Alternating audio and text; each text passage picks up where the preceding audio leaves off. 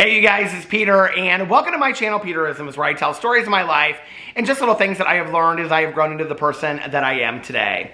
And it is the day before my birthday. I just got a text message from my dad. He was like, happy early birthday! And he always... We have this little joke between us. My dad used to always use initials like HBD is happy birthday. And so he sent me this text message like all in these little like capital letters that like only he and I know. And we were on a trip one time and there was this guy and he was like all dressed up in like these fancy clothes. And my dad called him best dressed guy. And so it was BDG. And so like my thing today was like HBD to BGD. Best dress BDG, and he was like happy early, or he was like happy early, or no, he was like, how did he say it? He was like HBD early to BDG. So anyway, do you guys have little inside jokes with people in your life? I love them. So anyway, it is my birthday eve and we are getting ready to go out to dinner with our good friends Melissa and Jason here in about an hour, and we're going to District Tap for dinner, and I got to pick because it's my birthday. And I think tomorrow night, you know, I've never done this in 26 years of being sober. I think tomorrow night for my birthday I'm going to actually go to my home group meeting. And then afterwards, I'm going to go out to dinner with some of my sober friends, and Alex is going to come and join us and just kind of have like a sober birthday. I mentioned this in another video that I did on my Peter Does Stuff channel, but I was talking to my sponsor last night, and it's interesting because she said, you know, I almost get more excited about my sobriety birthday than I do my belly button birthday, which is what we call our like birthday, is our belly button birthday. And I said, you know, I had never thought of that, but I do too. And it's so funny because this year I was kind of like, I don't really know what I want to do for my birthday. For Alex's birthday this year, we went to Florida, and it was really nice. I mean, it was kind of for both of our birthdays, but it was really for his. And I mean, Alex has asked me every single day. He was like, babe, what do you want to do for your birthday? I'm like, I don't really know. I don't really care. And I've just been kind of like evaluating my life. I always do this, you know, before I go into my birthday, I kind of just sit down and with silence, and I've been sitting on the front porch a lot today, and I've kind of been thinking about, I don't know why I'm getting emotional thinking about this, but the last 49 years of my life, and, you know, what I want to do going forward, what I want that to speak of, who I want to be going forward, what I want my life to speak of, what's important to me, and some of it's not real intellectual and philosophical, it just isn't, you know.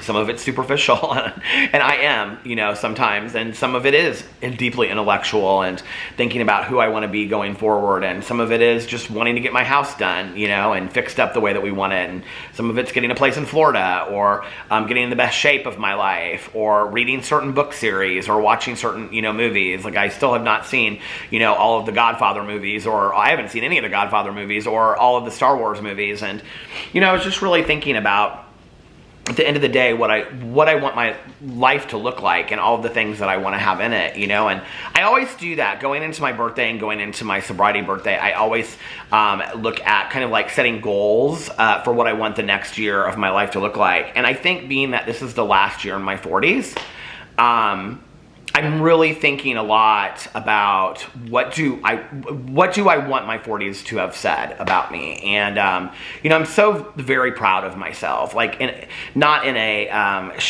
necessarily in a showy way, but there have been a lot of goals that I have wanted to accomplish that I have accomplished, not just in my life, but specifically in my 40s, you know. And you know, having a relationship that's lasted more than 10 years has definitely been like one of them. We'll be celebrating our 10-year anniversary, you know, in August, and having been together, we'll have been together 13 years, you know, and maintaining sobriety, having written a book, you know, certain friendships in my life that have lasted. You know, I think that I look at friendships as being there for a reason, a season, or a lifetime, and I've a few lifetime friendships that I have continued to maintain in my 40s, and a few that I think I've made as well, you know, and YouTube has probably been the greatest blessing that has happened in my 40s, and in ways that like I never thought in a million years that it would.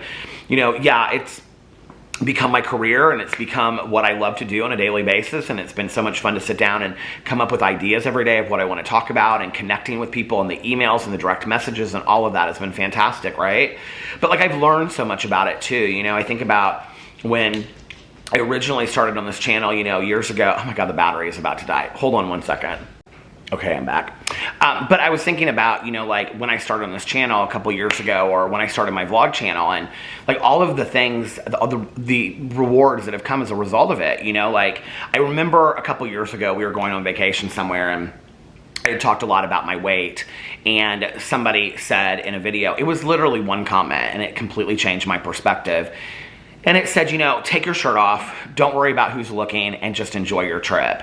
And that has always been in my mind every trip that we take, you know, that I'm like, hey, my body looks like my body looks, you know what I mean? And I'm going to enjoy going out in the water, and I'm going to enjoy laying on the beach, and I'm going to enjoy laying by the pool, and I'm going to have fun with my husband on a trip. I'm not going to get too ate up with it, you know? And for so long before that, I had really been bothered by, you know, my body image, and really stopped it from allowing me to do and enjoy things in my life. And although I still want to work on it, and that is probably one of my main goals going into the next year, for health reasons, and because it has always been my goal to be in the best shape of my life ever, you know, and superficially, like I was talking about, being able to fit into certain clothes, and, you know, and damn, be sexy again, and all that kind of stuff, you know. At the same time, it's like I still look in the mirror every once in a while and think, hey, you look pretty good, you look pretty sexy, you know. But that was one of the greatest lessons that I have learned as a result of this. I think also getting in front of the camera every single day and talking to people and interacting with you guys and making videos has really helped me with my social anxiety. I mean, I really, before I started YouTube, you guys, I didn't go to things. It was a huge issue, you know, and I wouldn't go to parties that my friends had. I wouldn't go to gatherings. Even if it was just like 3 other couples, I wouldn't go. If it was a baby shower, a bridal shower. And today I go to the majority of those things, you know, and if I don't go, it's not because I'm afraid of who's going to be there or what that's going to be like. You know, I've really overcome much of that. And I think that in talking about it on video and talking about it with my friends and my husband and counseling, you know, and with my sponsor, making it aware, of what those issues are, has been like one of the greatest things. Just even reading the meditations over here on a daily basis has helped me so much in a way that, like, you know, it's like I read them, but then I talk about them. So it's kind of like I process them, and then those meditations stick with me for the rest of the day in a way that I hope that they do with you as well. You know, and so I've just continued to learn so much over here. You know, from a recovery point of view, there's so much that I could talk about. I mean, me getting on YouTube was just a couple years after I had returned to the rooms of recovery. And, you know, in that time, I've had 2 sponsors, now my sponsor that I hope I'm with for the rest of my life. And I just did this massive overhaul of inventory. I mean, I did inventory from basically my entire, after I did an inventory when I was like first got sober, and this was like covering everything else since then, you know. And we did it in 2 9-hour sessions, 9 hours each. We sat on 2 separate Saturdays there, you know, and went over this stuff and just really took a deep dive looking at my life, looking at all aspects of my life. And it was like, I remember leaving there the first time, leaving my sponsor's house, and after the first 9 hours, it was like 4 o'clock in the morning or something, and I was like, I could have stayed for another 24 hours and continued to work on it. I felt so fantastic. And I remember when I walked away the second time after having completed it, like when she said, I think we're done, you know, and I had gone over everything. I had gone over my resentments, and I had gone over my anger and my fears and my conduct, and I had most importantly taken a look at what my part was in all of that. And number 1, what was I doing to manage my fears that wasn't working for me? And number 2, what was my part in all of these relationships that I had had, or resentments that I had in my life, and how could I act going forward to be the better version of myself, you know? And I remember I walked away that night, and it was again like 4 o'clock in the morning, and I remember walking out of her house, and it was very quiet, and got in my car, and I just, like, this weight was completely lifted off of me, you know? And those are just things that I do because I'm told to do. So I've experienced in my 40s so much, and I still have 1 year left, and I want to make it the best year that I've had in my 40s, and I want to accomplish all of the things that I want to accomplish, and achieve all of my dreams, because I do believe that you can. I do believe that if you can dream it, you can achieve it. I laugh when I say that because it was an episode of Roseanne back in the day But I do believe that, and I believe that you have to put action to your dreams. You can't just sit in a chair and be an armchair traveler like Ann Taylor, the author, talked about. I think you have to put action to your dreams, and you have to make them come true. I think awareness is the first thing, and you have to take a look at, what are my dreams? You know, what do I want to achieve in my life? What do I want to accomplish? And then take a look at it and say, what can I do to make that happen? You know, if I'm wanting to pay off debt, because I talked a lot in my vlog about how I'm now debt free. You know, that was another thing that happened in my 40s, you know, how to pay off debt. And, you know, it's little by little. I mean, I did the Dave Ramsey snowballing your debt kind of thing. And it was literally like saving $50 here, saving $25 there, you know, and it's like, you know, a little bit at a time. But it's putting action towards your dream, you know, and making your dreams come true. You know, if you're wanting to be a movie star, you know, like, are you doing any acting? Are you doing any castings? Are you even, you know, watching movies? Like, you know what I mean? Like, it's like, I believe that anything that we want to happen in our life, to some degree, you know, maybe we're not going to win the Oscar, but maybe we will get a part as an extra in a movie, and maybe that's just as grand for us at the end of the day, you know? Maybe we'll never, you know, be a best-selling author, or, you know, like, I back in the day, that was real important to me. I was like, I want to write a book that's a best-selling, you know, bestseller, and now it's just like, I wrote a book, and I'm pretty proud of that, and it's not the finest book in the entire world, and I'm hoping to write another book, you know, and complete it, and I've worked off and on a couple different things for the last couple years, but, you know, it's not as important for me today to be this best-selling author. You know, if it would happen, I think I would be very excited about that, you know, but if it doesn't, I'm okay with that as well. And I think the most important thing that has happened in my 40s, especially in the last couple years, is my deep, deep, deep appreciation and gratitude for the smaller things in my life, to really have these small moments that I just sit in and I appreciate, whether that's just hanging out with my dogs and watching them, you know, like run around the bed or the backyard, or just laying in bed with my husband and we're both like showing each other funny TikToks, or driving around with my best friend having a fountain pop, singing, you know, to the top of our lungs, you know, I don't know, Zach Brown Band, or, you know, Alison Krauss or something like that.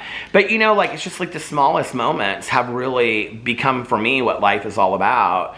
And my 40s have been great, and they're not over yet. Like I said, don't age me up, I have one more year, but I'm excited about going into my 50s as well. But I also don't want to leave my 40s without having accomplished everything that I've wanted to accomplish. And the way that I look going into my 50s is, I want to go into 50 next year as a foundation year. Like, I want to have, you know, have cleared up the wreckage of my past, you know, which I've been working on recently. You know, I want to like have continued to do inventory in the next year. I want to have a solid foundation for my recovery, which I have right now, and I need to continue that so I can maintain that. I want to continue to have really great, healthy relationships in my life with my husband and my best friend and my family and things like that. And yes, I want to be in the best shape of my life so that when I go into my 50s, I can enjoy my 50s, and of course stay debt free. And I want to go into my 50s so that I can enjoy my 50s, you know, to the best of my ability. You know, I want to, this is a preparation year for me. It's not just an ending of my 40s, it's a preparation for my 50s as well.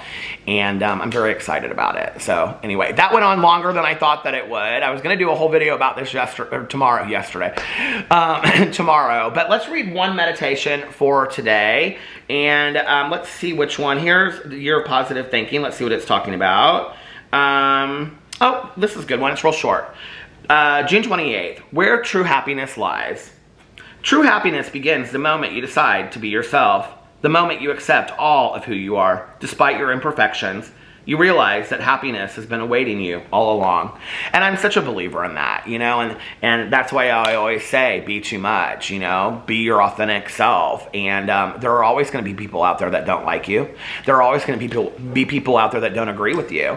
And that's okay, you know, and you don't agree with everybody and you don't like everybody. So it's to be expected that not everybody's going to like you and not everybody's going to agree with you. And people are going to side-eye the outfit that you chose to wear for the day, or the color that you chose to color your hair. Or, you know, people are gonna make mean remarks in life, and people are gonna say things that aren't nice, and, you know, and we're gonna say things that, you know, aren't nice, and we're gonna continue to make mistakes, and that's okay, you know. But choose happiness, because life is short and life is fragile. And I love you guys, and I'll see you tomorrow. Bye.